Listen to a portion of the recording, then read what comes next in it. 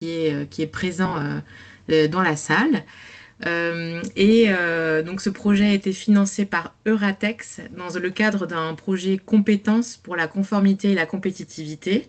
Et donc il traite de la circularité, l'éco-conception et la traçabilité. Il vise à soutenir les entreprises de la région Nouvelle-Aquitaine au travers de formations.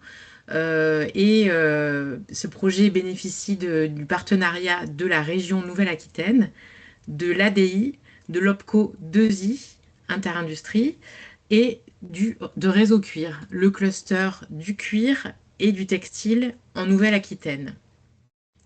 Ce projet donc vise à dispenser des formations sur l'année 2026 sur les thèmes de l'éco-conception, la circularité et la traçabilité. Donc ce sont trois thèmes qui sont très présents aujourd'hui pour les entreprises du secteur textile.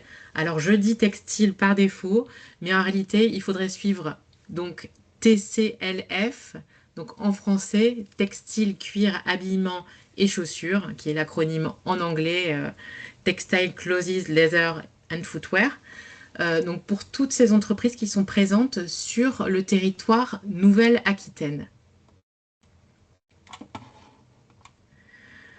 Alors, le sommaire de le déroulé aujourd'hui de la présentation. Alors, tout d'abord, une présentation du projet SkillBridge dans son intégralité, avec les trois modules de formation sur les trois thèmes que j'ai évoqués. Et ensuite, un focus sur la formation veille réglementaire qui sera donnée au mois de juin. Donc, je me déplacerai dans 5 villes en Aquitaine pour vous présenter cette formation. Donc, on va revenir en détail sur le déroulé de cette journée de formation. Le dernier point sera consacré aux inscriptions et plutôt aux détails techniques administratifs pour pouvoir s'inscrire et participer. Alors, le projet SkillBridge. Donc, il s'agit d'un programme de formation pour piloter la transition durable dans la mode, avec les trois thèmes éco-conception, circularité et traçabilité. L'idée, c'est qu'aujourd'hui, les réglementations évoluent très rapidement et plutôt que de subir les changements et de ne pas pouvoir réagir à temps et d'avoir des difficultés à être aux normes, nous proposons de vous former et de vous expliquer tous ces modules-là pour pouvoir avoir une anticipation et pouvoir faire de ces changements une opportunité pour pouvoir mieux piloter vos entreprises et votre stratégie sur ces thèmes-là. Donc, le public cible correspond plutôt à des entreprises de type PME de la région Nouvelle-Aquitaine, mais il n'y a pas de limite sur les tailles des entreprises. Donc, toutes les entreprises de la région peuvent participer et s'inscrire aux formations dans la limite des places. Puisqu'à chaque fois, ce sera donc des journées de formation dans les 5 villes euh, qui sont qui sont présentés. Pardon, Elena, il y a un problème avec la présentation? Oui, on ne voit pas la présentation. Ah, ah d'accord. Pardon.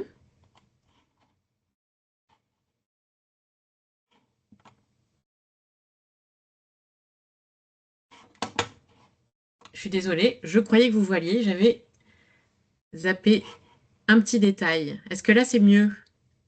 Oui. Voilà. Donc, vous n'avez pas eu le déroulé. Voilà, donc le projet SkillBridge dans son intégralité, les trois modules de formation, la formation veille réglementaire et ensuite les inscriptions. Voilà. Je vous fais juste un petit rappel. Donc, le projet SkillBridge, l'idée c'est donc je vais me déplacer pour la formation veille réglementaire. Pour les autres modules, pour le module éco-conception, ce sera une autre personne qui va se déplacer, Stéphane Pio du cabinet Pando, qui va intervenir dans les mêmes villes, donc Bidart, Pau, Bordeaux, Poitiers et Limoges, avec à chaque fois une journée de formation pendant laquelle on va dispenser une formation pour un petit groupe, maximum 10 personnes, on va pouvoir partager et avoir des cas pratiques autour de ces thématiques. Cette formation est prise en charge dans le cadre du projet européen. Seul reste à charge la participation au repas pour le déjeuner, pour qu'on puisse déjeuner tous ensemble, pour passer une bonne journée et pouvoir continuer les échanges, avec une participation de 25 € qui est demandée au moment de l'inscription. Voilà. Alors, les 3 modules de formation qui reprennent donc les 3 thématiques. Le premier, donc, c'est la veille réglementaire, que je vais vous présenter un peu plus longuement par la suite, avec toutes les réglementations françaises et européennes liées à la circularité pour le textile, mais aussi donc textile, cuir, habillement et chaussures. Donc, dans ce cadre-là. Ensuite, le deuxième module de formation qui aura lieu plutôt fin septembre, octobre, sur l'éco-conception opérationnelle pour avoir les bonnes pratiques d'éco-conception et, et valoriser aussi ces produits avec les principes de communication environnementale. Et le troisième module qui sera dispensé à la fin de l'année par moi-même sur la traçabilité et la numérisation de la chaîne d'approvisionnement, avec plus particulièrement un focus sur le passeport numérique des produits. Et comment implémenter ce passeport numérique des produits qui devrait devenir obligatoire ces prochaines années, dès que nous aurons plus de précisions dans les décrets d'application.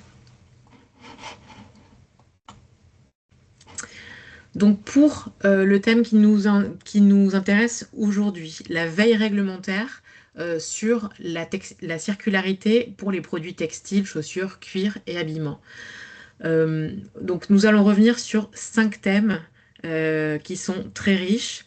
Donc le premier, c'est la responsabilité des entreprises et le reporting extra-financier avec par exemple la CSRD.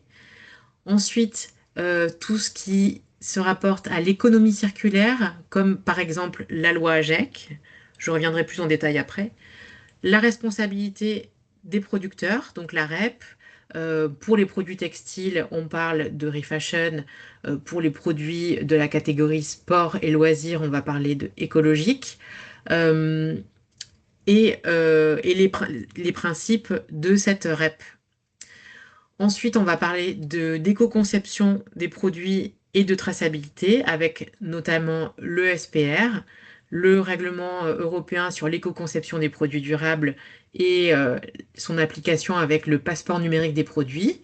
D'ici la fin de l'année, on espère avoir plus d'actualité. Et ensuite, l'évaluation produit et la communication consommateur avec notamment l'évaluation environnementale des produits, notamment au travers d'éco-balises. Le deuxième thème, donc l'éco-conception, qui va traiter des impacts environnementaux des produits et comment comprendre les grands principes de l'éco-conception avec des outils et des méthodes qui vont pouvoir être appliqués directement pendant l'atelier. Aussi, il va y avoir une présentation des fibres alternatives, des fibres alternatives qui vont pouvoir répondre à des besoins de durabilité. Et aussi, en prenant en compte tout le cycle de vie du produit, on va évoquer donc les bonnes pratiques et ce qui permet d'allonger le cycle de vie des produits avec beaucoup de conseils et de principes sur les étapes clés, celles qui ont le plus d'impact. Et enfin, un point sur la communication environnementale, comment bien maîtriser donc les labels, les certifications et aussi les bases réglementaires pour éviter le greenwashing, l'éco-blanchiment en français. Voilà. Tout ceci pour permettre d'avoir des bonnes pratiques pour l'éco-conception et pour valoriser ces produits d'éco-conception, ce qui est parfois un peu difficile. Le troisième module, donc, sur le Digital Product Passport, le passeport numérique des produits, donc ses définitions, les exigences et aussi comment il peut contribuer à une économie circulaire puisque aujourd'hui, on parle d'une obligation ces prochaines années, mais on peut aussi le voir comme une opportunité de faire intervenir la circularité dans les entreprises et de pouvoir permettre de nouveaux usages des produits, de mieux les faire durer, de mieux informer les consommateurs notamment, et aussi peut-être de mieux les réparer, de mieux les revendre et d'accéder à un nouveau niveau de circularité qui est vraiment le but de ce passeport numérique des produits. On reviendra donc sur le calendrier, puisque d'ici là, peut-être qu'on aura davantage d'informations. Le deuxième point sera sur la digitalisation, puisque digitalisation ou en français plutôt la numérisation, comment collecter les données le plus fiable possible avec des process qui sont automatisés et comment on peut mesurer son empreinte environnementale et mieux maîtriser sa chaîne d'approvisionnement. On pourra évoquer des études de cas et des cas concrets d'entreprises qui ont mis en place ces passeports numériques des produits dès aujourd'hui. Ensuite, euh, dans l'atelier pratique, on pourra donc partager des résultats sur donc des passeports produits qui sont déjà implémentés et aussi on pourra concevoir un plan d'action pour préparer à la mise en œuvre de ce passeport numérique des produits. Donc, je vous présente le calendrier des formations. Les formations ont donc déjà été programmées dans ces villes-là. Si vous êtes intéressé, vous pourrez vous inscrire dès à présent. Je vous donnerai à la fin du webinaire les différents liens d'inscription.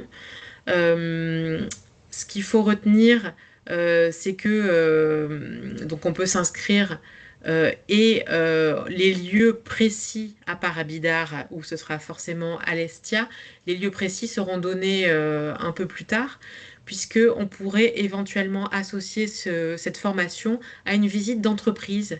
Si certains d'entre vous ont une visite et souhaitent partager, souhaitent faire visiter leur entreprise aux personnes qui viendraient en formation. Donc ça pourrait légèrement déplacer les formations dans des villes, mais toujours à proximité des grandes villes évoquées pour que ce soit pratique pour tout le monde. Voilà. Est-ce que vous avez des questions?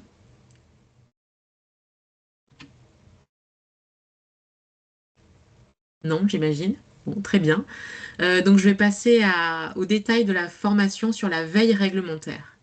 Alors, déjà une première slide sur laquelle on peut passer un petit moment, c'est l'accélération réglementaire ces dernières années avec des réglementations en France et au niveau européen sur la traçabilité des produits textiles, cuir et chaussures et habillement, j'oublie toujours un des quatre.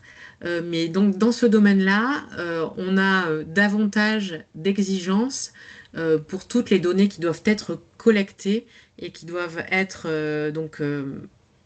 communiquées aux consommateurs, mais aussi à d'autres instances, euh, comme ça peut être pour la loi AGEC et pour la REP notamment.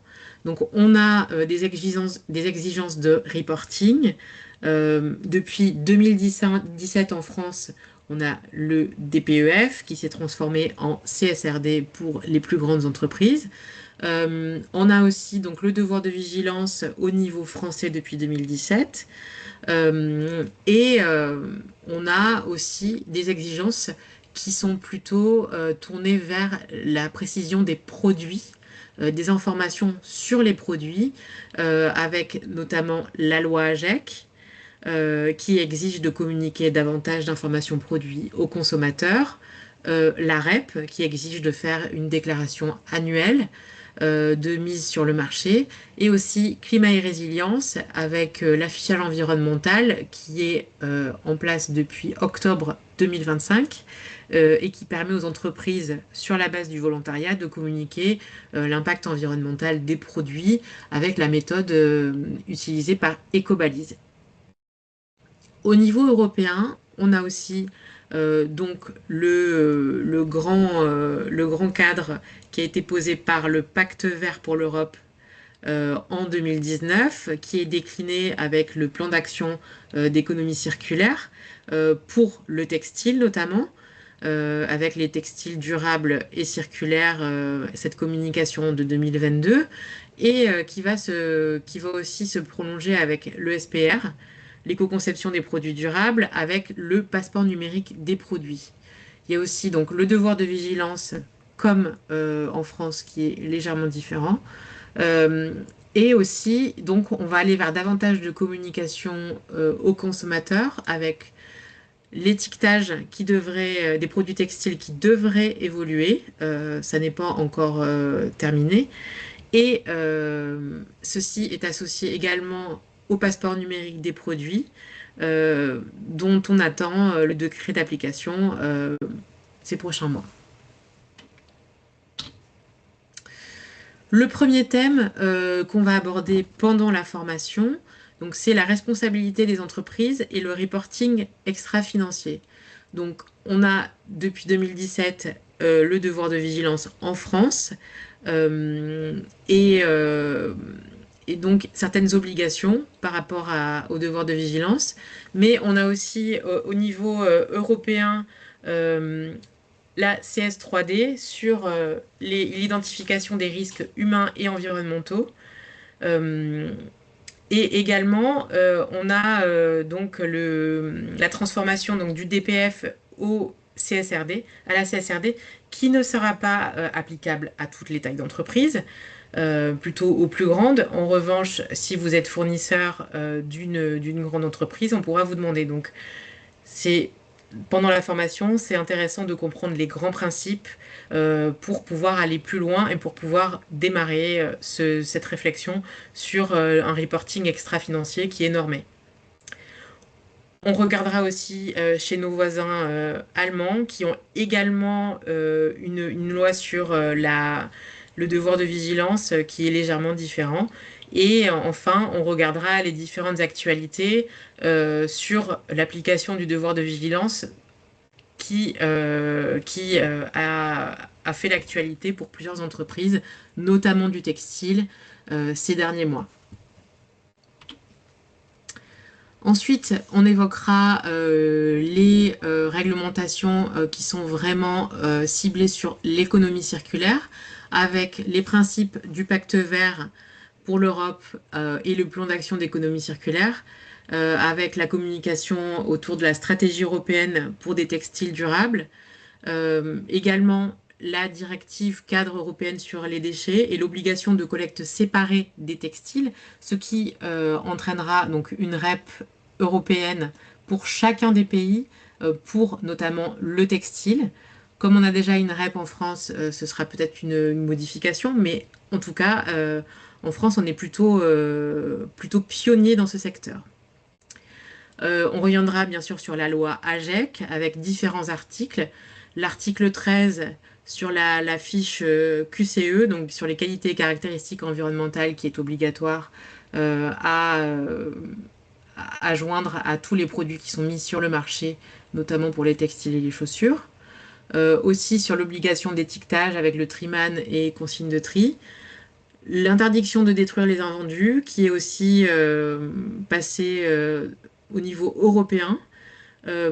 La réforme de la REP qui avait été présentée pendant la loi AGEC et ce que ça entraîne sur la création de la REP. On va faire un focus vraiment sur les REP par la suite. Et aussi le plan de prévention et d'éco-conception qui est nécessaire pour les entreprises du textile. On va parler donc, comme je le disais précédemment, de la REP, la responsabilité élargie des producteurs, et comment ce schéma peut s'appliquer donc pour les produits de la REP textile, linge de maison, chaussures, mais aussi pour les articles de sport et de loisirs, il y a d'autres catégories de produits qui sont concernés. On reviendra sur les éco-modulations. Donc c'est un système de bonus-malus qui est basé sur la durabilité des produits et comment il peut être appliqué aux différents produits au travers d'une déclaration des entreprises. Et on parlera aussi du bonus réparation, qui est une des actions très parlantes de ce qui est fait par Refashion pour les consommateurs et qui peut vous permettre, en tant qu'entreprise, de communiquer sur la réparation de vos produits. Ensuite, euh, on évoquera l'éco-conception des produits et la traçabilité avec le SPR, le règlement européen sur l'éco-conception des produits durables, sa description et le calendrier d'application, avec notamment le passeport numérique des produits, avec tous les détails de ce qui pourrait faire partie de ce passeport numérique des produits, puisqu'on n'a pas exactement aujourd'hui le détail, mais d'ici là, on espère peut-être l'avoir pour les produits textiles. En tout cas, on pourra en discuter. Ensuite, le règlement européen EUDR sur les risques liés à la déforestation. Donc pour le textile, il s'agit principalement des matières ciblées comme le caoutchouc, le cuir et les fibres issues de bois, comme pour les viscoses, tencel et ce genre de fibres. Et on pourra terminer par un autodiagnostic pour le passeport numérique des produits. C'est un outil sur lequel on travaille à la chaire sur un autre projet européen qui s'appelle EDIT pour préparer les entreprises au passeport numérique des produits. Il s'agit d'un programme pour les aider à intégrer les principes de traçabilité et de durabilité des produits pour pouvoir être prêts le jour où le passeport numérique des produits entrera en vigueur. Et le dernier point, donc on parlera de l'évaluation des produits, de l'impact environnemental des produits et la communication aux consommateurs, avec notamment l'affichage environnemental qui est volontaire depuis octobre 2025 avec Ecobalise, donc qui sera présenté, et aussi des grands principes du PEFCR sur la réparabilité, la durabilité et la recyclabilité des textiles. Euh, on évoquera aussi la directive européenne pour lutter contre le greenwashing et encadrer les allégations environnementales, ce qui correspond un peu à ce qui est dans la loi AGEC sur les allégations environnementales. Donc on ne peut pas dire tout ce qu'on veut sur des étiquettes produits. On doit avoir certaines règles et pouvoir avoir des justificatifs par rapport à ça. Aussi, la révision de l'étiquetage textile européen. On attend là une actualité, donc peut-être qu'on en saura plus d'ici là. Et enfin, on pourra évoquer, j'espère, la proposition de loi anti-fast fashion euh, qui a été déjà votée en première lecture par les députés et au Sénat et qui attend une commission mixte paritaire pour pouvoir être appliquée. Donc là aussi, peut-être il y aura une actualité d'ici là. Voilà, donc nous pourrons en discuter à ce moment-là. Est-ce que vous avez des questions? Toujours pas. Très bien. Alors, un côté plus pratique, les inscriptions. Donc, pour la formation sur la veille réglementaire qui sera en présentiel, on vous demande de vous inscrire avant le 22 mai, puisque la première session à Poitiers aura lieu le 4 juin. Vous pouvez vous inscrire. Donc, je vous le rappelle, cette formation est financée dans le cadre du projet européen. Donc, vous n'aurez à régler uniquement que les frais de participation au repas le midi de 25 euros. Vous pouvez vous inscrire en cliquant sur le lien de la présentation qui vous sera transmise ou alors avec le QR code.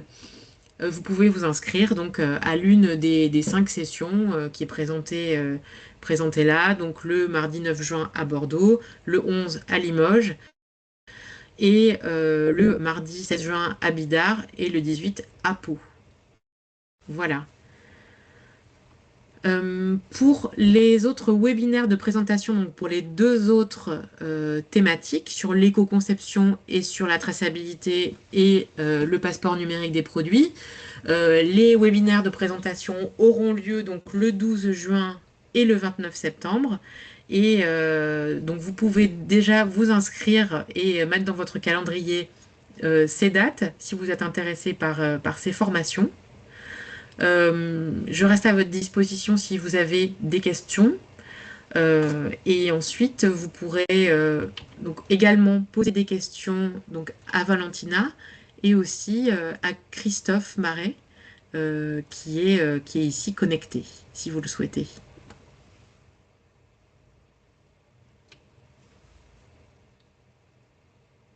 Je vois une main qui s'est levée. Christina. Oui, bonjour. J'ai une question. Merci beaucoup pour la présentation. J'aimerais juste savoir quel public ces formations sont destinées en fait. Est-ce que c'est des responsables des, par exemple, départements logistiques? Du coup, moi je suis chargée RH et RSE et du coup je pense à notre équipe à qui ça peut être vraiment utile de participer à cette formation. Est-ce que vous avez des informations sur ça? Mm. Ou est-ce que- Oui, pourquoi pas. Il n'y a pas de prérequis pour assister à ces formations. Donc, euh, c'est possible de s'inscrire si vous êtes intéressé par les thématiques. Après, ce sera donc sur la journée, le programme va être chargé. Mhm. Donc, on ne va pas rentrer dans vraiment des détails très, très, très précis. En revanche, je vous donnerai toutes les sources pour pouvoir aller plus loin. Si vous êtes vraiment spécialiste et que vous devez avoir accès à certaines connaissances, je vous donnerai en tout cas tous les liens pour ça. Là, on va voir vraiment toutes ces thématiques-là sur 7 heures de formation, avec aussi des échanges et une partie un peu plus pratique, parce que sinon c'est très compliqué, mais ça ne s'adresse pas à des spécialistes, hein. Donc effectivement, des personnes de la logistique pourraient participer et je pense pourraient trouver un intérêt dans cette formation. Ok. Merci. Du coup, sinon, la formation, elle a été construite pour, elle a visé quel public? Des dirigeants, des petites entreprises ou, non, je sais pas. Oui, alors c'est plutôt pour des Ok, PME de ce secteur. Mais après, donc ça peut être, on est parti du principe que dans les PME, il n'y avait pas de personnes spécialistes de ce type de réglementation, et que en général, il y a des personnes qui vont se former, dont c'est pas forcément le cœur de métier, ok, qui ont plusieurs casquettes dans les PME. Voilà, mais c'est ouvert à ce type de public. ok, parfait. Merci pour les informations. Merci beaucoup.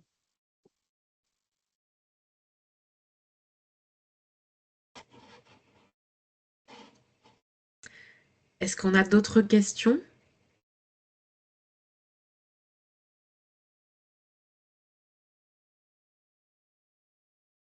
Non, pas du tout.